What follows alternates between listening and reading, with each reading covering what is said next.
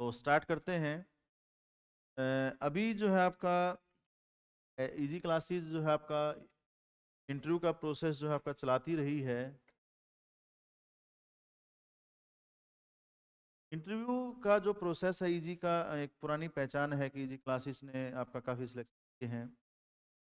के साथ साथ जो है आपका एक चीज़ और देखिएगा इंटरव्यू में कि हम लोग प्रिपरेशन कैसे कराते हैं, इंटरव्यू होता क्या है और बच्चों के मन में क्या भ्रांतियाँ होती हैं। पहला तो जो इंटरव्यू होता है ये पर्सनालिटी टेस्ट होता है।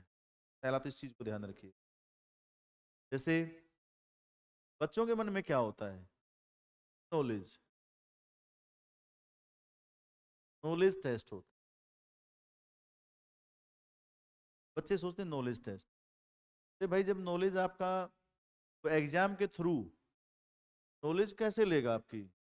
नॉलेज लेगा आपके एग्जाम के द्वारा, थ्रू यूर एग्जाम। जब एग्जाम के थ्रू आपकी नॉलेज ली गई है, चेक कर ली गई है और आप वहां पे ये प्रूव करके आए हैं कि मैं एक सुफिशिएंट नॉलेज जितनी आपको चाहिए अकॉर्डिंग टू मेरिट सेट करने के लिए मेरे पास वो है, तो ये तो आपके पास आ ही चुकी है। तो फिर क्यों बार बार आप सब्जेक्ट को पढ़ते रहते हो? पढ़ तो लिया था आप थोड़े दिन पहले, फिर डर रहता है कि हाय मुझसे तो सब्जेक्ट में पता नहीं क्या पूछ ले, मैं कहीं प्रश्न का आंसर दे ना पाऊं।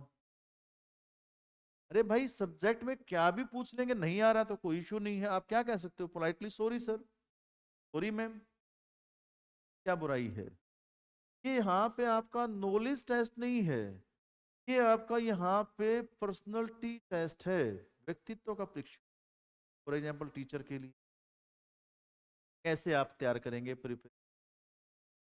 तो फर्स्ट ऑफ ऑल आप मान लीजिए किसी टीचर के इंटरव्यू के लिए, पर्सनैलिटी टेस्ट के लिए जा रहे हैं। पहले तो आप ये अज्यूम कीजिए आई एम ए टीचर, मैं एक अध्यापक हूँ, अध्यापिका हूँ। तो मैं आप पीआरटी, टीजीटी, असिस्टेंट तरह का भी टेस्ट हो सकता है, तो आप उसको अज्यूम करके टेस्ट के लिए। अब आप सोचिए, थोड़ा इमेज कीजिए कि टीचर जो है आपका कैसा होता है, उसकी पर्सनैलिटी कैसी होती है। तो उसी प्रकार की पर्सनैलिटी में अपने आप को ढालने की कोशिश की, उसी प्रकार की पर्सनैलिटी जो है अपनी बनाइए। उसी प्रकार की जो पर्सनैलिटी अगर आप बनाएंगे तो आपके लिए इजी होगा, मतलब उस चीज को क्रैक करना आपके लिए इजी हो जाएगा कि आप उस इंटरव्यू को, इस पर्सनैलिटी टेस्ट को क्रैक कर पाएंगे। वो पर्सनैलिटी होती क्या है बेसिकली? जब हम ये देखते हैं कि नॉलेज नॉलेज को कैसे, नॉलेज का प्रेजेंटेशन कैसे होता है। अब जब नॉलेज का प्रेजेंटेशन होता है, अर्णव इसको बंद करो, नॉलेज का जो प्रेजेंटेशन होता है वो बहुत इंपॉर्टेंट होता है। नॉलेज का प्रेजेंटेशन, प्रेजेंटेशन कैसे? हम कोई चीज बता रहे हैं, टीचर को नॉलेज है, इसमें कोई दो राय नहीं, क्योंकि वो प्रूव करके यहां तक पहुंचे।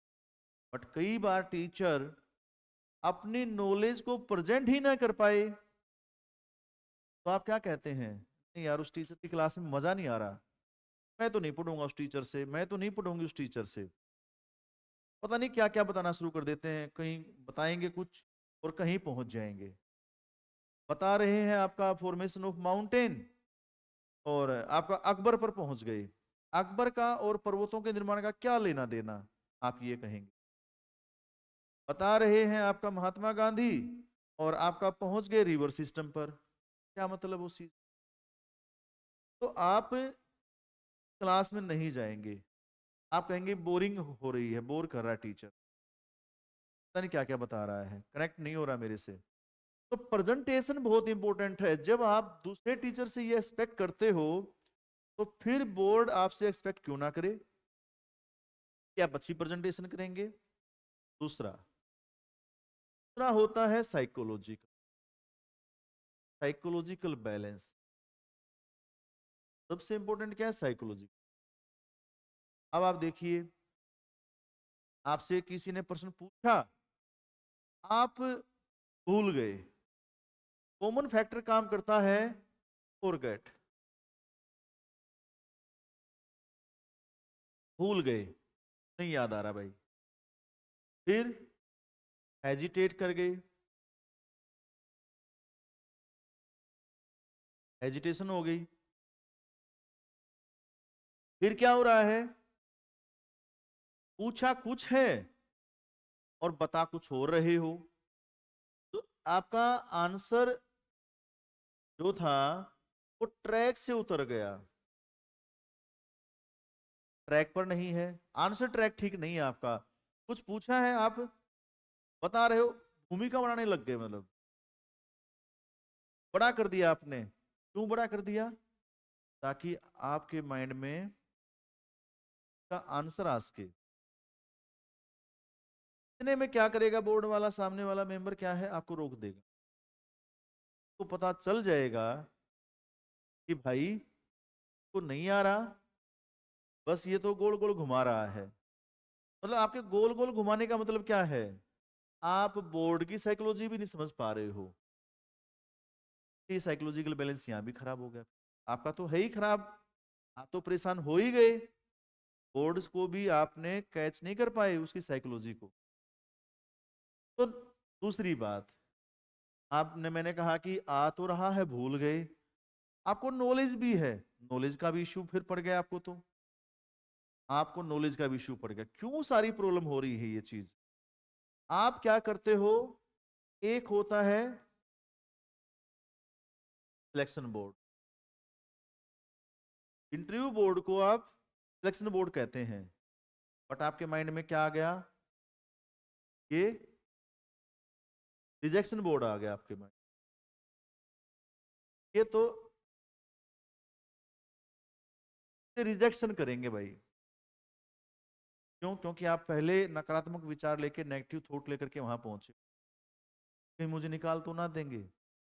अरे आपको क्यों निकालेंगे, आप पूरी नॉलेज लेकर के गए हैं, पढ़ करके गए हैं, बहुत सारे एग्जाम पास करके गए हैं, असिस्टेंट प्रोफेसर के लिए मान लीजिए कि आप नेट करके गए हैं, जेआरएफ करके गए हैं, प्री दे करके गए हैं, सब्जेक्ट नॉलेज टेस्ट दे करके गए हैं, पीजीटी के लिए आप जो है कोई सी टेट वगैरह, एस टेट वगैरह, यूपी टेट वगैरह, बहुत सारे टेट का एग्जाम दे करके गए हैं। फिर आप वहाँ इंटरव्यू पहुंचे हैं, फिर एक और एग्जाम दिया है आपने प्री, फिर मेंस दिया है, और फिर आप फाइनली वहां पहुंचे। 3-4 एग्जाम दे करके गए हो आप, फिर वहां पहुंचे, इतनी नॉलेज, फिर भी आपके माइंड में क्या है, ये जो है आपका रिजेक्शन बोर्ड है, सिलेक्शन बोर्ड नहीं है। आप डर रहे हो, आपने ये मान लिया कि मेरा सिलेक्शन नहीं।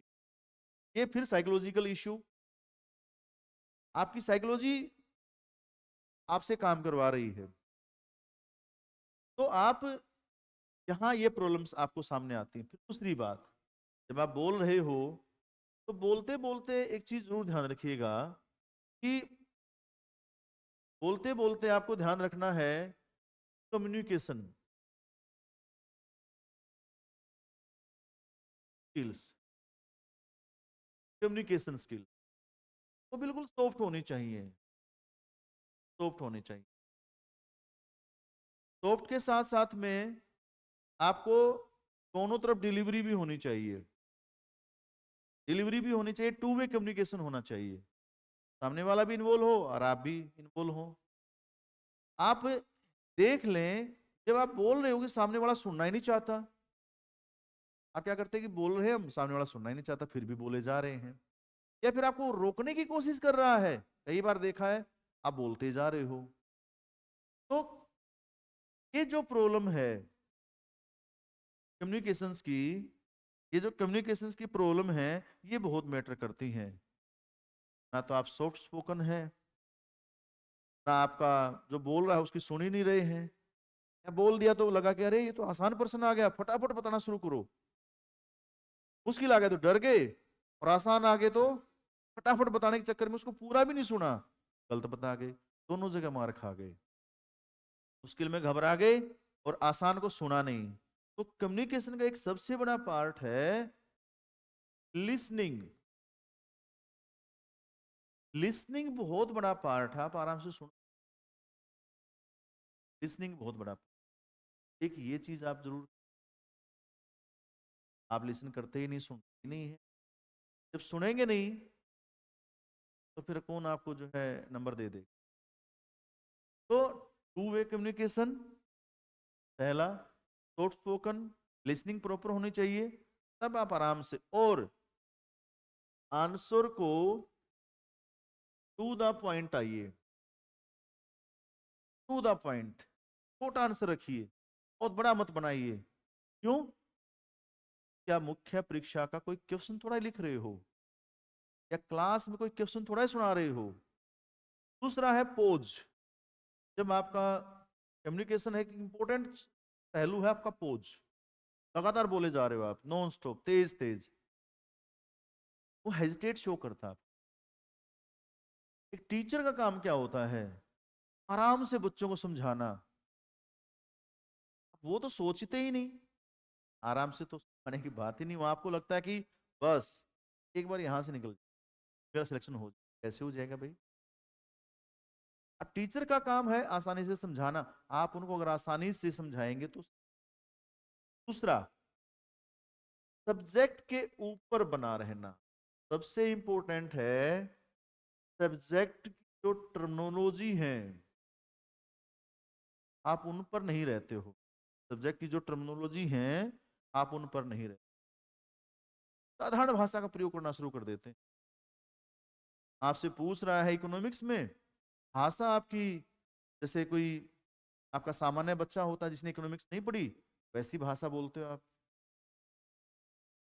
आपको पर्सन और उसके बाद उसकी भाषा सब्जेक्टिव होनी चाहिए, उस सब्जेक्ट के अनुसार होनी चाहिए। आपके पास सब्जेक्ट की भाषा होनी चाहिए, और वो कब होगी? वो कब होगी? दो चीजें, जब आपके पास कंसेप्ट क्लियरिटी होगी। कंसेप्ट क्लियरिटी होगी। तो कम्युनिकेशन में एक चीज ये भी है कि आप कंसेप्ट को क्लियर करते हुए बोले। जब आपका कंसेप्ट क्लियर है तो आप कंसेप्ट यहां हमारा भी क्लियर करोगे। एनालिटिकल हो आप। एनालिटिकल नहीं होते हम, एनालिसिस नहीं करते उसका हम। तो एनालिटिकल होना चाहिए आपको, आपका कंसेप्ट क्लियर होना चाहिए। एनालिटिकल भी तो तभी होंगे जब आपका कंसेप्ट क्लियर हो है। तो ये चीज आपको ध्यान रखनी है। दूसरा, हम क्या करते हैं, तुमने पूछा, हम स्टार्ट हो जाते हैं। स्टार्ट हो जाइए, बिल्कुल स्टार्ट होना आपको। बट हम क्या करते हैं, हम ये करते हैं तुरंत बोलते बोलते, सॉरी सर मुझे तो नहीं आता, या क्या कहते हैं, मैं रिकॉल नहीं कर पा रहा, या रिकॉल नहीं कर पा रही। अरे भाई रुक जाइए, ये क्यों हट रहे हैं फिर? या तो पहले ही आप सोच लीजिए मुझे नहीं पता, गलत मत बताइए। एक्सेप्ट करने का भाव रखिए, सॉरी बोलिए आराम से। वरना इसको बंद करो, सॉरी बोलिए आप, मतलब प्यार से सॉरी बोलो आप। सॉरी बोलोगे सही रहेगा। आप सॉरी बोलते ही नहीं, आपको लगता है पता नहीं मैं जो है अगर कहीं ऐसा ना हो कि मैं कहीं गलत ना बता दूं, गलत बता दो तो सॉरी बोल दो, या मैं कुछ बताने की कोशिश कर लूं तो आप गलत ना बताएं, तुरंत सॉरी बोल दो। कई बार आपके माइंड में आधा अधूरा है ना, तो है जो पूछा टीचर, तुरंत कहो सर आप परमिशन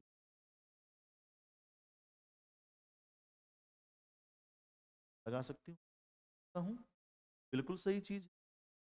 आपने सामने वाले को एक ऑप्शन दे दिया, अब आप खुल खुल गए आराम से, टेंशन फ्री। दूसरा, कम्युनिकेशन के अंदर आप दबे रहते हैं, खुलते नहीं हैं, वो सिम सिम वाला काम होता है। खुलिए पूरी तरह से, माइंड को खोल लीजिए। जब तक माइंड को नहीं खोलेंगे तो आपका इंटरव्यू नहीं होगा। खोलिए अपने आप, खुल जाए सिम सिम। चाबी लेके रखिए, खुल जाए, लगाइए जाकर के दिमाग पे लगाइए, खोल लीजिए। वो कब खुलेगा? जब आप प्रेशर में नहीं होंगे, जब आप दबाव में नहीं। फिर कई बार हम देखते हैं कि आपका बच्चा जो है आपका जाता है, उसका ड्रेसिंग सेंस वो बहुत इंपॉर्टेंट। फॉर्मल रहिए, गर्मियां हैं सर्दियां हैं तो कपड़े उसके अनुसार पहनिए, और सिंपल कपड़े पहनिए। फॉर्मल में रहिए, इस समय कोट पैंट पहन सकते हैं, टाई लगा सकते हैं। और जैसे कोई 4 लोग बैठे हैं, 5 लोग बैठे हैं, बार बार सबको नमस्ते सर नमस्ते सर नमस्ते ऐसे मत बोलिए, ओड सा लगता है, सुनने में कितना अच्छा नहीं लगता। एक को गुड मॉर्निंग सर, या गुड मॉर्निंग सर, हाथ में जोड़िए गुड मॉर्निंग करते समय। नमस्कार के दौरान हम करते हैं ऐसा, गुड मॉर्निंग सर। अच्छा सा प्लीजेंट गुड मॉर्निंग सर, तो सामने वाले को थोड़ा सा प्लीजेंट फेस दिखाइए, फिर जो है आपका बाकी की तरफ ऐसे थोड़ा सा हंस करके, थोड़ा सा मुस्कुरा करके उसकी तरफ देखिए, तो लगेगा कि हाँ हमें भी गुड मॉर्निंग कहने का भाव है इसका, गुड आफ्टरनून गुड इवनिंग जो भी है आपका उसका भाव है हमारा। फिर जब हम इंटरव्यू दे रहे होते हैं तो उसमें नर्वस ना हो, हाथ पैर को कम चलाएं, ये तो नर्वसनेस शो। जब आप वापस आ रहे हो उसमें भी ध्यान रखिएगा, इंटरव्यू खत्म होता है आपको कहेंगे ओके आपका इंटरव्यू अब हो, आप जा सकते हैं, क्या करते हैं उठते हैं जाते हैं। या जब चेयर पर जब आप बैठे हो तो थोड़ा सा यहाँ बैठे हैं आप चेयर पे, तो आप देखें कि कहाँ स्पेस ज़्यादा खाली है, मैं किस तरफ जा सकता हूँ और आप कंफर्ट कहाँ है, उठिए और एक दो कदम पीछे चलिए। या थैंक यू सर, आप बोल करके एक दो कदम पीछे लेकर के आप घूम जाइए और आप चले जाइए। तो ये आपका एक वे होता है। तो इंटरव्यू बेसिकली जो है आपका इन चीज़ों का मिक्सअप है, आप इनको ध्यान रखिए। केवीएस में हम देखते हैं स्टेबिलिटी टू द पोस्ट, बच्चे कुछ भी भर ले जाते हैं, केवीएस की जो आत्मा है उसके अनुसार भरिए,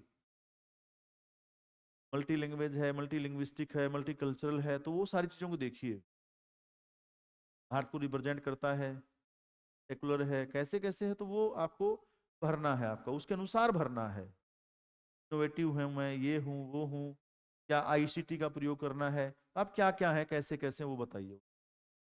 तो वो चीज़ें आपको जो है क्या करती हैं, आपको एक पोस्ट विशेष के लिए प्रिपेयर करती हैं।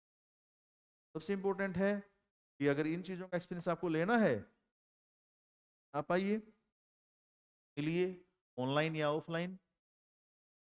नवीन मोर है मेरा नाम, तो आप मुझसे मिल सकते हैं, पूछ सकते हैं, बातचीत कर सकते हैं, के लिए हम आपके लिए प्रिपेयर हैं। और आपको काफ़ी इम्प्रूवमेंट नज़र आएगा हमसे जुड़। थैंक यू वेरी मच, धन्यवाद।